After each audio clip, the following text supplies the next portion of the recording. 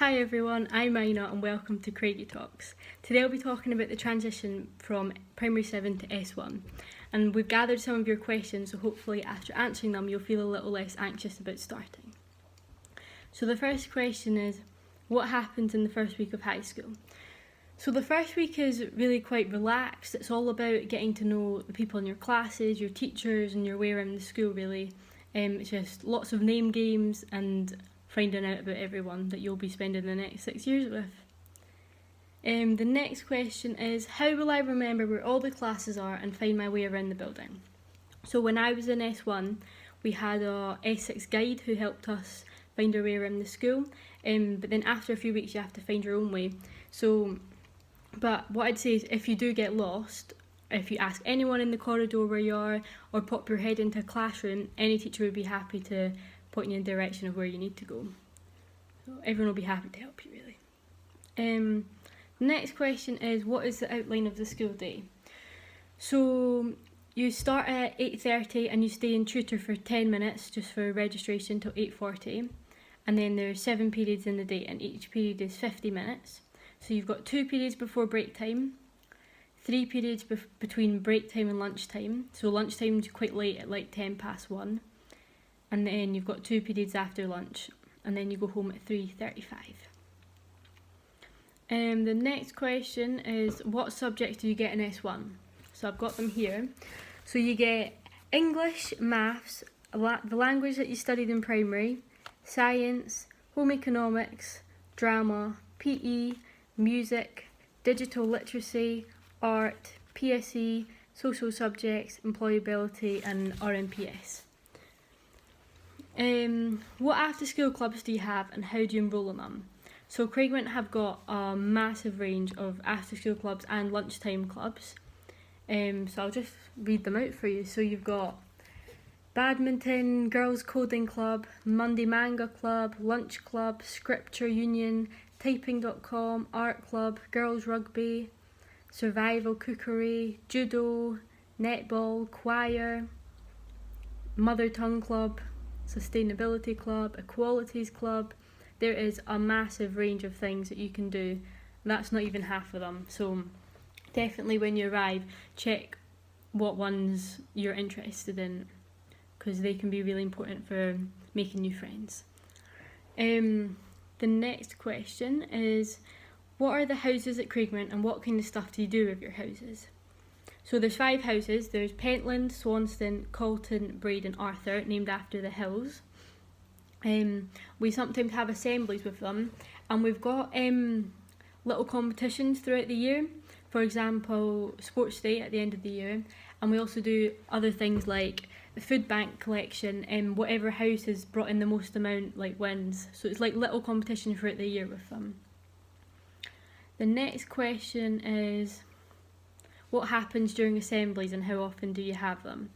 So it's hard to say how often we have them, because they're really when anything important is coming up, and that's what they talk about. They just talk about what's going to be happening, like the new news that's happening, like things that are coming up in school really.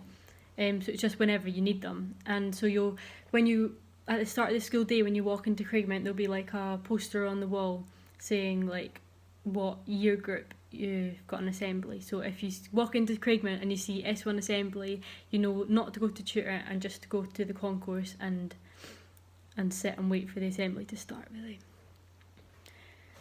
The next question is, do all class teachers give out homework? So all class teachers will give homework at some point, but some give more than others. So some weeks you might have lots of homework and some weeks you might have no homework at all. So it can be quite a shock sometimes going in with no homework and then suddenly one week all your classes give you homework. But all your teachers are really quite understanding, and if you are struggling with the amount of work that you're having, it's important to say to a teacher, because they're all going to understand and they're all going to try and help you.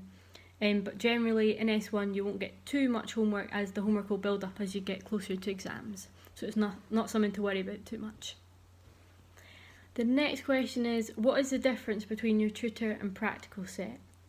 So your tutor is like a much bigger class. Your tutor is like 30 people roundabout, and your practical might be around 20 people.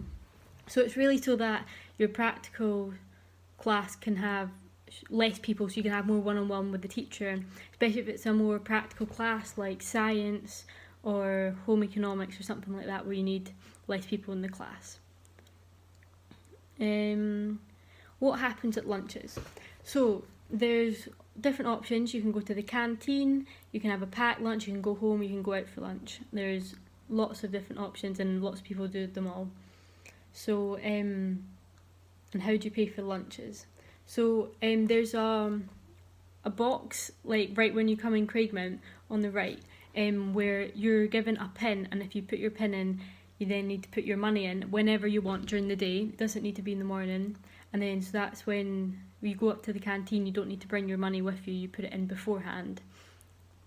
So it's when you go up to the canteen, you just put your pin in and then you say what you want, and it's a lot easier like that.